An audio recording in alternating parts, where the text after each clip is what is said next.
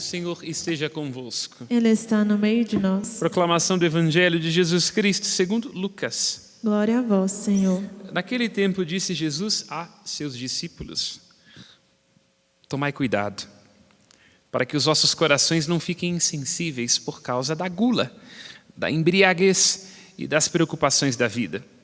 E esse dia não caia de repente sobre vós, pois esse dia cairá como uma armadilha sobre todos os habitantes de toda a terra. Portanto, ficai atentos, orai a todo momento, a fim de terdes força para escapar de tudo o que deve acontecer e para ficardes em pé diante do Filho do Homem. Palavra da salvação. Glória a vós, Senhor. Que pelas palavras do Santo Evangelho sejam perdoados os nossos pecados. Amém.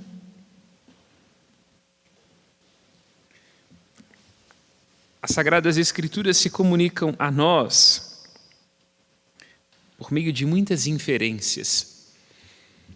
Como nós refletimos sempre, nenhuma palavra é colocada no texto bíblico de um modo despropositado. As expressões se comunicam umas com as outras, de modo que, lendo primeira leitura, Salmo e Evangelho, nós estamos diante do mesmo Senhor que fala. Não é à toa, se bem prestamos atenção, que no versículo 6 da primeira leitura que escutamos do livro do Apocalipse, isto é, o livro da Revelação, assim está dito: as palavras que são pronunciadas neste livro são dignas de fé, são verdadeiras, pois o Senhor Deus, que inspira os profetas, enviou seu anjo para mostrar aos seus servos o que deve acontecer muito em breve. Uma expressão, num primeiro momento, despretensiosa. Aquele que inspira os profetas. A ideia é o sopro criador da parte de Deus, sua palavra, sua vontade, da qual nós nos afastamos mediante o pecado. E o pecado tem como dura consequência a escravidão, a morte. Portanto, o povo de Israel passa pela escravidão no Egito, pelo exílio, e é liberto por uma palavra que é comunicada através de Moisés. Legislador, comunicador dos 10 mandamentos, aquilo que ele mesmo escutou do Senhor. O povo, então, tende a fechar os seus ouvidos para esta palavra e Deus lhe envia os seus profetas, para que os profetas lhe despertem o ouvido e, antes de tudo, o coração. E a última fala que Deus dirige aos homens dá-se em Jesus Cristo. E assim nos fala a carta aos Hebreus. Tendo falado Deus de muitos modos através dos profetas, nestes tempos que são os últimos, nos falou através de Jesus Cristo. Entendem? Toda a Escritura, do Gênesis ao Apocalipse, nada mais é do que um grande exercício da fala de Deus, que comunica a nós o seu desejo, a sua vontade, os seus desígnios e a sua salvação. E nós temos que tomar cuidado para que em nossa vida não se verifique o que acabamos de escutar no Evangelho. Diante de um Deus que fala sempre e que ao falar comunica quem Ele é e a sua salvação, palavra de salvação, revelação, desígnio de amor, que nós tenhamos um coração anestesiado, um ouvido insensível.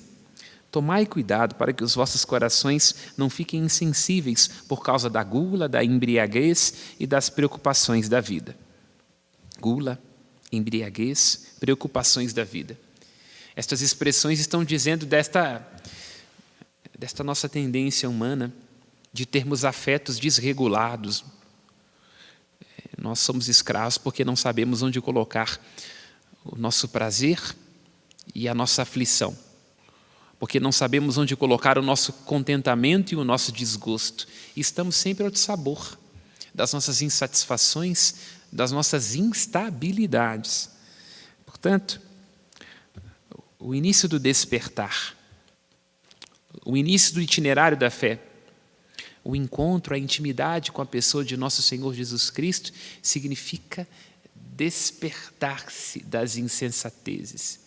Significa ser liberto da tendência a ter um coração e uma consciência anestesiados.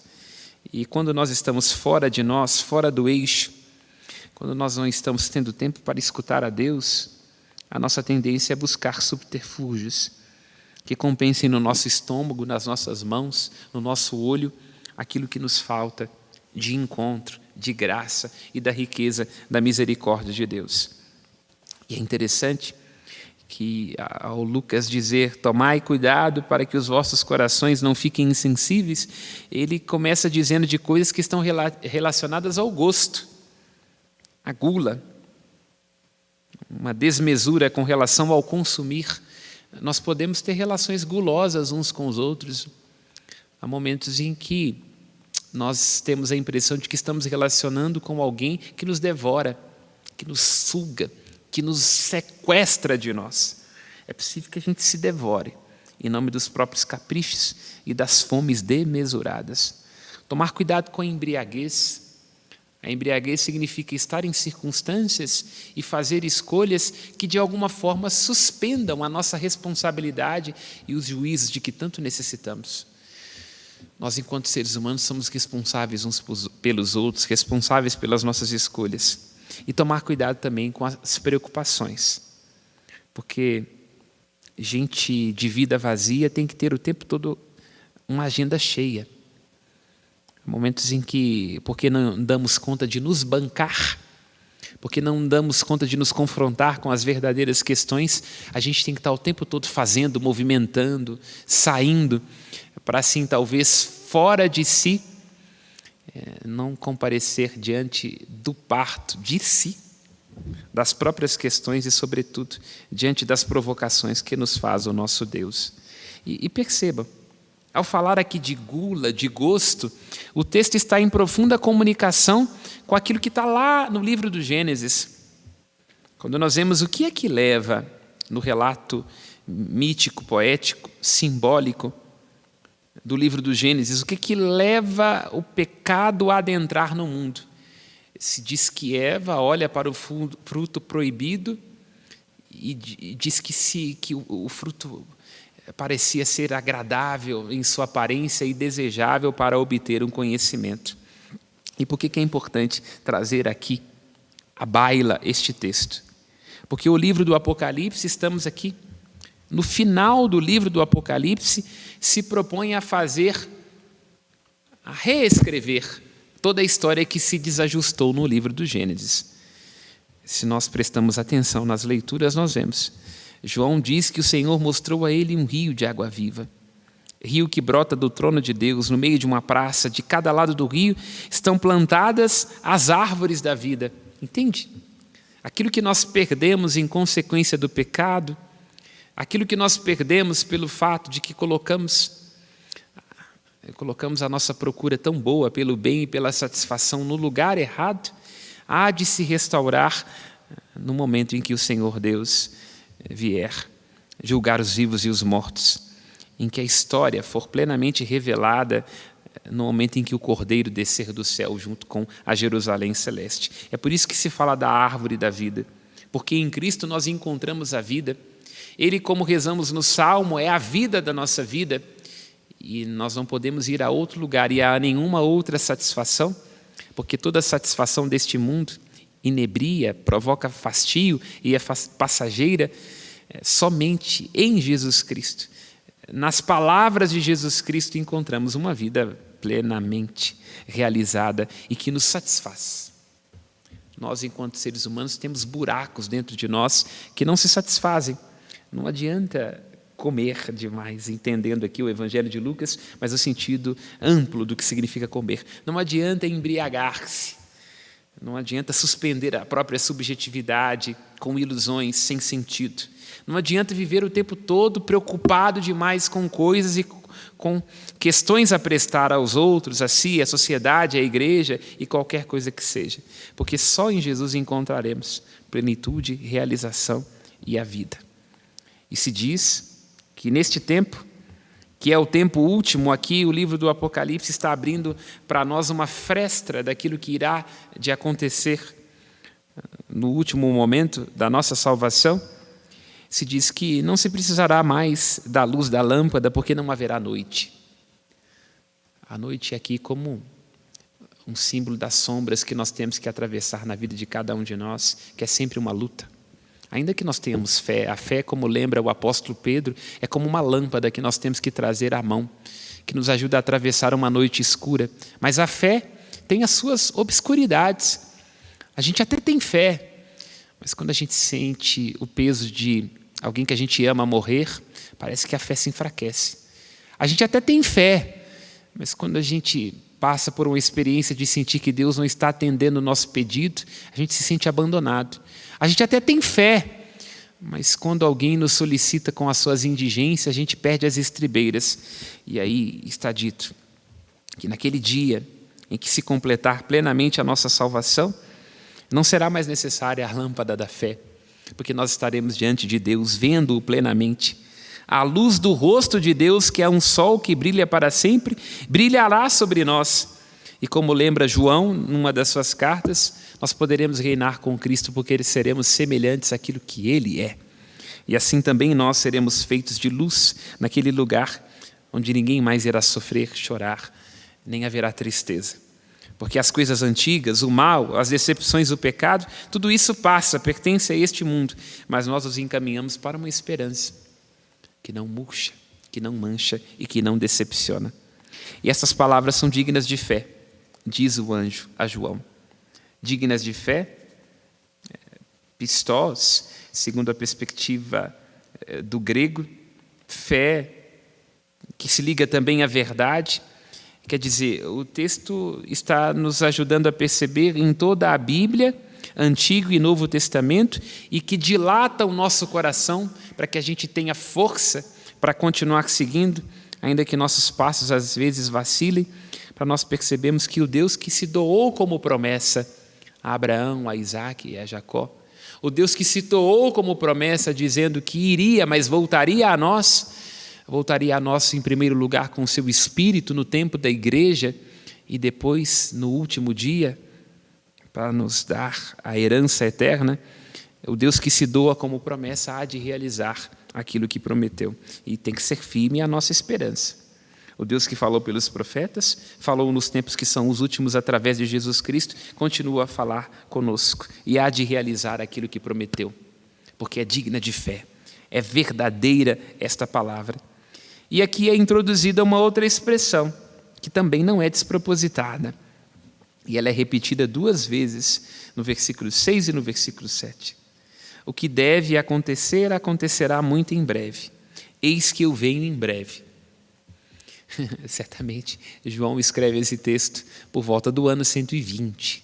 Nós estamos mais ou menos aí, uns 1.800 e tantos anos depois, e parece que a demora desmente esta brevidade. E o que é que isto se comunica com o tempo do advento? Aqui estamos nos abrindo a partir desta tarde. É porque a eternidade começa no instante.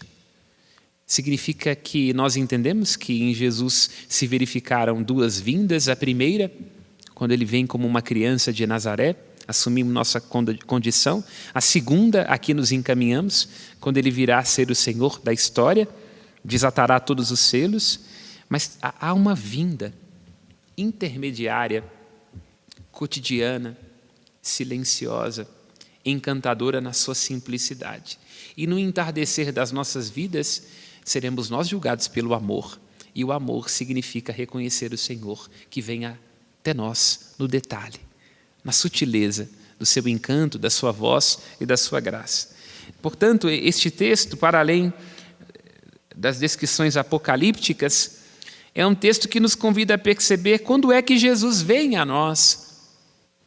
Porque, como ele mesmo vai dizer no Evangelho de Lucas, nós ficamos nos perguntando, onde é que está o reino de Deus? Quando é que vai chegar? É tal pessoa? É em tal lugar? Aí Jesus diz no Evangelho de Lucas, o reino dos céus está dentro de vós. Entenda, a eternidade que irá desabrochar-se no último dia é uma semente aí dentro do seu coração, da sua alma, do seu casamento. É uma semente que precisa ser desenvolvida nos momentos difíceis da sua existência. É uma semente que precisa ser cultivada em sua vocação. É uma semente que se desenvolve neste heroísmo cotidiano a que todos nós somos chamados. porque já que fomos consagrados por este Cordeiro imolado no dia do nosso batismo, em que Ele derramou sobre nós o seu sangue, eliminando a culpa que pesava sobre nós, a maneira do Cordeiro do Antigo Testamento, que era apenas uma sombra dos bens futuros, cujo sangue possibilitou ao povo atravessar a noite sombria da morte dos primogênitos, assim é o novo Cordeiro. Seu sacramento, sua graça e a sua misericórdia nos ajuda a atravessar a grande Páscoa da vida de cada um de nós e a perceber a proximidade do Senhor. Eis que vem, e vindo no último dia, está também conosco todos os dias, até o momento em que nós nos encontrarmos com Ele. Esta certeza não pode abandonar os nossos corações, meus irmãos e minhas irmãs, da proximidade com o Senhor. A fé, ser católico, praticar isto ou aquilo, cumprir os ritos, só tem sentido na medida em que nós nos sentimos próximos do Senhor que se envolveu conosco até o ponto de se rasgar na cruz, para que, mediante suas feridas de cordeiro imolado, nós fôssemos salvos. Também pede que nós nos envolvemos com Ele, com aquilo que é dele, de modo que, pouco a pouco, vai se eliminando em nossa vida o desejo de compensar na gula, no devorar do outro e das coisas, da embriaguez e das preocupações sem sentido, aquilo que só pode ser alcançado naquele que se fez próximo de nós, naquele que pode nos satisfazer plenamente. Por quê? Porque, como nós cantamos no Salmo, Ele é o nosso pastor. Nós somos o seu povo e o seu rebanho, as ovelhas que conduz com a sua mão. E aqui voltamos mais uma vez ao tema da voz. Se não escutarmos a este pastor, que também é cordeiro, que também é amigo, que também é filho, que também nos criou, nós vamos escutar outras vozes. E essas outras vozes, como cantos de sereia, nos sequestrarão de nós. Nós somos feitos para Deus, temos que nos encaminhar para Ele e estaremos inquietos como ovelhas perdidas enquanto não repousarmos na sua voz, na sua misericórdia, na sua graça. Louvado seja nosso Senhor Jesus Cristo. Para sempre seja louvado. Nossas preces.